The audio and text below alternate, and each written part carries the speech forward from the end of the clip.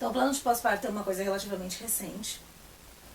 Na verdade eu fiquei conhecendo há pouco tempo, mas a ideia é a gente se preparar pro depois que o bebê nasce, pro puerpério. Porque... E aí eu vou fazer só uma introdução que eu acho que você tinha comentado comigo pra gente falar qual é a diferença do primeiro filho pro segundo filho, pro terceiro filho. Vou fazer uma ligação com esse ponto do plano de pós-parto. Quando a gente engravida, normalmente as questões que todo mundo pergunta e que vai ser o foco de maior parte das gestantes, e é óbvio que é o que a indústria e a sociedade faz a gente pensar, é o que se começa a planejar? O enxoval e o quarto. São essas as primeiras coisas que as pessoas, quando você começa a visualizar que tá grávida, primeiro quer descobrir o sexo, pra fazer, vou fazer o quartinho, de que jeito, pensa no nome e tal.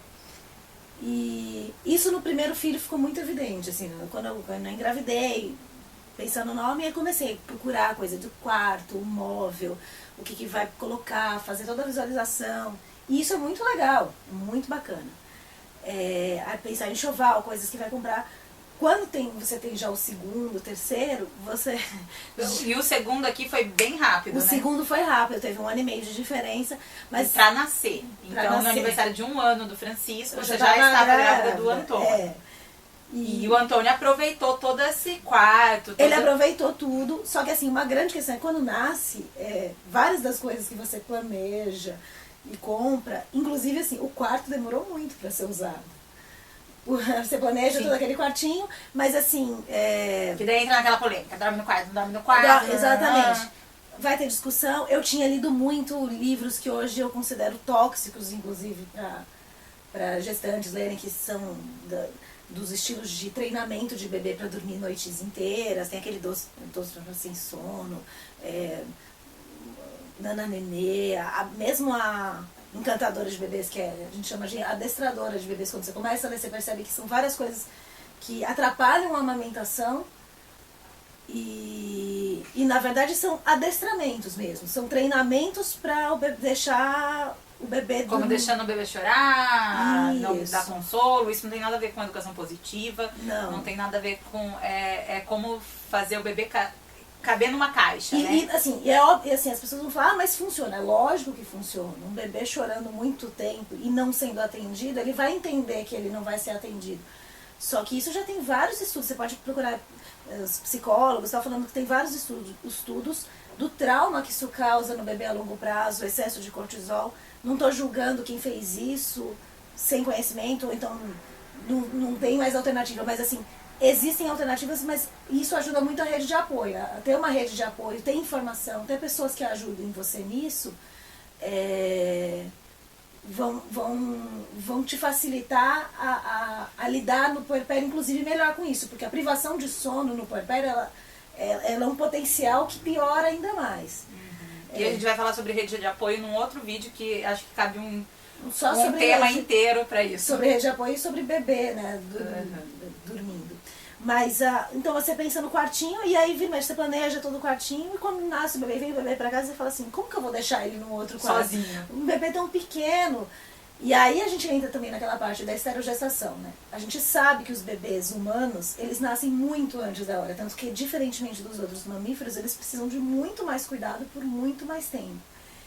E vários pediatras vão falar isso pra vocês. Os primeiros 3 meses do bebê, eles são muito imaturos.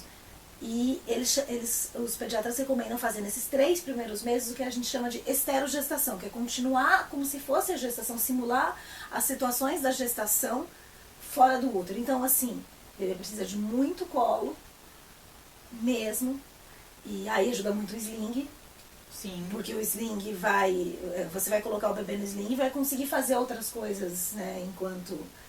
Dando mais liberdade para a mãe. Dando mais liberdade para a mãe. E deixando o bebê em contato com a mãe. Contato com uma pessoa. Pode ser outro cuidador, na verdade. Assim, um pai, o companheiro, companheira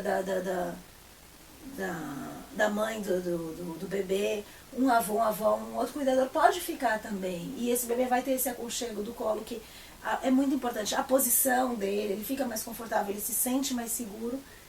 o contato pele a pele ajuda. E o contato pele a pele com a mãe ajuda na amamentação, né? Ajuda muito na amamentação. Só o fato de estar pele a pele ajuda a produção de leite.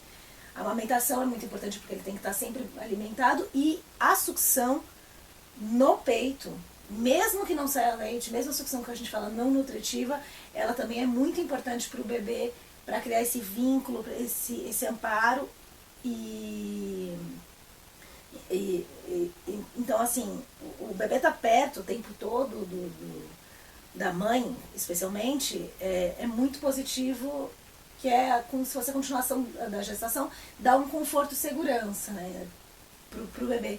E pra mãe também, na verdade, né. Porque ele estava dentro da mãe. Ele estava dentro. A mãe demora um tempo pra sentir essa questão da separação. E muitos casais, assim, às vezes não contam por causa de vergonha, mas assim, acabam colocando o berço dentro do quarto mesmo. Não necessariamente fazer a cama compartilhada. A cama compartilhada, ela é segura se seguir as regras de segurança e recomendação, né? Mas o quarto compartilhado com os pais facilita muito na amamentação também. E facilita muito você atender as demandas desse bebê. Porque se você coloca num outro quarto, num bercinho e tal, e coloca por cima a babá eletrônica, tem muitas pessoas que fazem isso mesmo. Provavelmente você vai ter que levantar muitas vezes durante a noite. Às vezes é mais fácil estar do seu lado. E você só pegar um Moisés, um bercinho acoplado à cama, ou um bercinho do lado da cama, ou a cama compartilhada seguindo as regras de segurança, né? Da cama compartilhada. Então, assim, o quartinho, por exemplo, às vezes fica meses sem ser usado. E aí quando vai usar, não vai nem usar, não vai mais poder usar o protetor de berço, isso, porque exatamente. a criança já está escalando. Fora que protetores de berço, às vezes muita forma de forma usada, eles não são recomendados para bebê pequeno, porque o bebê não consegue se virar. Então tem várias questões aí também. Então, tem muita coisa do enxoval que a pessoa pega a lista na internet, um monte de lista de coisas ou inúteis, você percebe que são inúteis, então já no segundo você percebe que são inúteis, ou então que elas são maléficas, tem muita lista de enxoval de bebê que é feita por loja. Que é para vender todos os itens da loja. Que é feita pela indústria. E assim, a indústria voltada para os bebês, ela é uma indústria de desmame. Porque a amamentação, ela é gratuita. A amamentação, já saiu uns estudos que se as pessoas amamentassem, deixaria de ser gasto $1 bilhão no mundo, assim, de excesso de coisas que são circuladas e produzidas por causa da mamadeira, leite... Mamadeira, chupeta, fórmula e várias outras coisas que são... que atrapalham na amamentação, né? A Organização Mundial da Saúde, ela recomenda amamentação exclusiva até os 6 meses e complementar, ou seja, junto com uma introdução alimentar, até os 2 anos ou mais. Apesar de ter muita gente que fica achando que o objetivo é 6 meses, o que é recomendado pela OMS é 6 meses exclusiva. Ou seja, 6 meses no mínimo. 6 meses no mínimo, só o leite materno. E aqui no Brasil a gente tem um problema com relação a isso, A gente tem né? o problema da licença maternidade. Da licença maternidade, que algumas pessoas, mesmo querendo, elas não vão conseguir fazer 6 meses exclusivos, elas vão conseguir 4. Às vezes um pouquinho menos, porque saiu de licença um pouco antes do bebê nascer, né? Isso. E aí já acaba, né? Porque acaba... Dá pra voltar ao trabalho e amamentar? Dá. Mas é muito difícil, realmente, falta apoio nas empresas, falta apoio nas creches, porque muita creche não quer dar leite materno também, porque dá trabalho, você tem que manter na geladeira, tem que ter um jeito especial de dar. Além de tudo, se for dar em mamadeira, já entra a questão da confusão de bicos, atrapalha também a amamentação, atrapalha a produção de leite, é um círculo vicioso, né? E aí a gente pode fazer um vídeo só sobre a amamentação, falando dos mitos também da amamentação, do leite fraco, de todos os problemas. O leite seca depois de um ano, seu leite vira água, depois todas essas não serve pra nada, né? Seu leite não serve pra nada. Mas então a questão assim, os enxovais tem muita coisa inútil. E às vezes você gasta dinheiro, isso é uma coisa que eu senti muito. Eu não comprei muitas coisas, mas assim, eu cheguei a comprar mamadeira. Por sorte eu não usei, mas assim... a mamadeira... Mesmo sem saber se seria necessário ou você não, já compra um kit. E você já compra o kit. Porque se a pessoa viaja, então, pra fora, é o mais comum, né? Compra a mamadeira que é mais barato lá fora. Ele já compra mais de uma. Já compra mais de uma, compra o esterilizador de mamadeira, compra não sei o quê. E aí, num momento de dificuldade de amamentação, em vez de contratar uma consultora de amamentação, dá uma mamadeira. Aí você já entra no problema da confusão de bicos, já entra num desmame precoce. E todo desmame antes dos 2 anos, ele é considerado um desmame precoce. E... Mesmo que seja assim, ele não quis... ele rejeitou. Mas assim, o fato dele rejeitar antes dos 2 anos, provavelmente já indica que teve algum problema na amamentação. E assim, de novo, isso não é uma competição, não tem mãe melhor ou pior, mas tem falta de informação. E falta de apoio. E falta de apoio. Por isso que entra na questão, sempre é muito importante ter a rede de apoio porque cuidar, eu gosto muito daquele ditado africano, que precisa uma vila para criar uma criança, para cuidar de uma criança. Quando nasce um bebê, nasce uma família, precisa ter toda uma comunidade ajudando aquela família a se formar.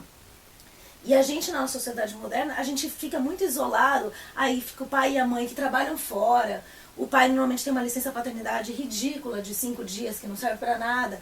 A mulher fica sozinha em casa, desamparada, sem ter amigas, sem ter uma doula pós-parto, sem ter uma mãe que uma possa mãe, ajudar. Uma sogra que possam vir com conselhos bons, e com apoio de verdade, que seja sem palpite, sem jogar uma que diga assim, mas eu dei mamadeira e meu filho não morreu. Mas dá uma mamadeira pra ele poder ficar comigo. Vamos engrossar com farinha láctea. Vamos não sei o que. Então, sem ser essas pessoas que atrapalham, isso é difícil. Então, assim, por isso que você precisa se cercar de muita informação e buscar uma rede de apoio durante a gestação.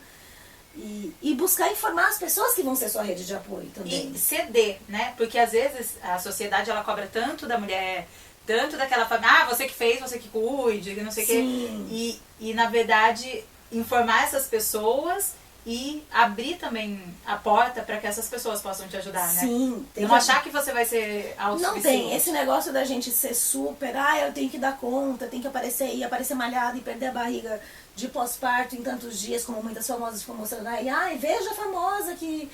Aliás, depois tem um vídeo da nutricionista falando que isso não é bom. Exatamente. Não, pode atrapalhar a amamentação, exatamente. Inclusive.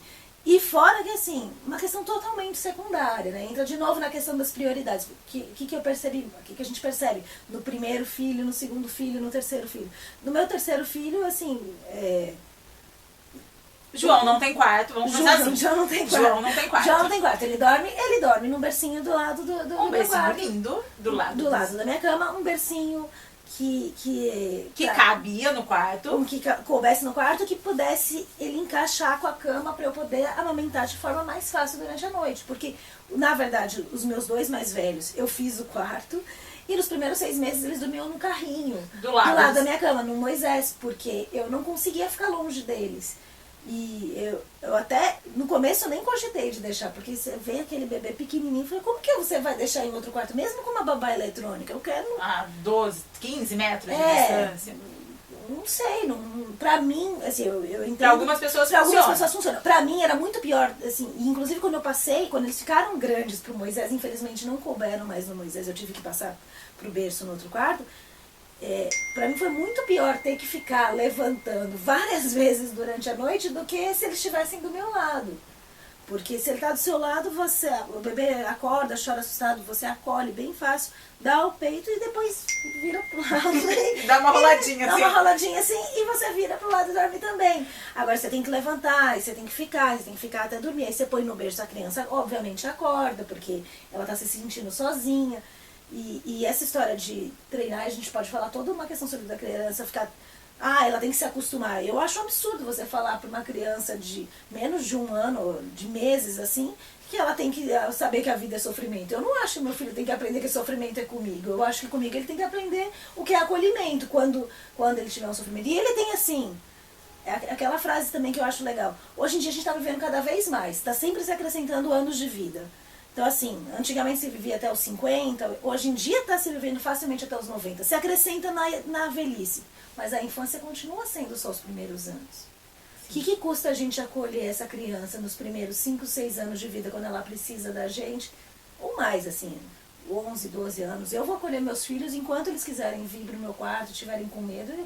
Mas é obviamente, uma criança de 11 anos não quer dormir com os pais.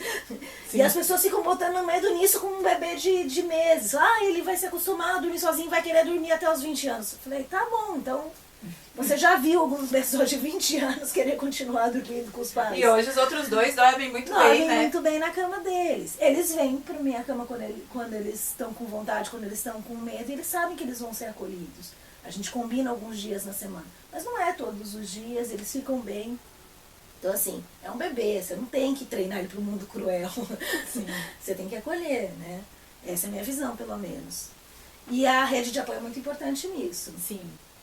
Bem, acho que falamos sobre o... Então, no plano de pós-parto, só terminando no plano de pós-parto, então o que é isso? Você planejar quem que vai te ajudar nas tarefas. Então, conversar, na verdade, com o seu companheiro, com a sua companheira. Como que vai ser a divisão das tarefas? Se tudo fica por sua conta, não é razoável que tudo fique por sua conta junto com o bebê.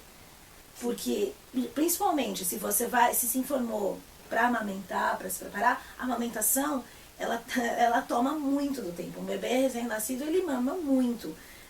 Primeiro que a gente tem que fazer livre demanda. E livre demanda é exatamente isso que significa. É livre demanda. Não é horário regulado, não é contar no relógio. Você esquece o relógio e você fica com o bebê no peito enquanto ele está.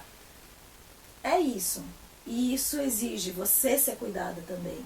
Alguém cuidar de você, alguém providenciar comida, alguém providenciar água, alguém cuidar até de pegar o bebê para você poder tomar um banho e relaxar. E uma outra coisa, né? Trazer a comida para dentro de casa, porque você precisa comprar as coisas para cozinhar, Sim. mesmo que você faça comida. Sim. Né? Mas não vai poder sair com um bebezinho de 1, 2, 3 dias. Não. Nem um mês, às vezes. Né? Então. E isso é muito importante, ter uma pessoa para fazer essa dinâmica. E ajudar essa mulher também a, quando ela estiver pronta para sair e quiser sair, ela ter o suporte, alguém que fique com o bebê ou ir junto com ela e apoiar e estimular ela a sair, também não ficar sozinha, para ter o baby blues é muito comum de ficar aquela tristeza, tal. Então tem alguém para conversar, amigas, já faz uma lista de amigas que você pode chamar para ir na sua casa, te alegrar, conversar, fazer um chá da tarde, tomar um café, combina com pessoas. Contrata uma doula pós-parto que venha fazer uma massagem, te ensinar com alguns cuidados com o bebê, fazer uma conversa, que veja. Se você estiver tendo problema de amamentação, uma consultora de amamentação. Então, assim, isso tudo é importante. Assim, não que você vai prever tudo. Da mesma forma que o plano de parto, não significa que tudo que você idealizou vai acontecer. Mas, pelo menos para você saber aonde você tem que recorrer. Para quem que você tem que chamar. Quem que vai ser... E para que as pessoas já estejam avisadas, né? E para que as pessoas já estejam avisadas. Então, quando você ligar, ela já saiba que você ia ligar mesmo. Isso. Eu acho que é isso, assim, a ideia do plano de pós-parto não é ser uma coisa rígida. E é muito legal, né? Mas se preparar. Muito obrigada, Camila. E a gente volta com mais vídeos.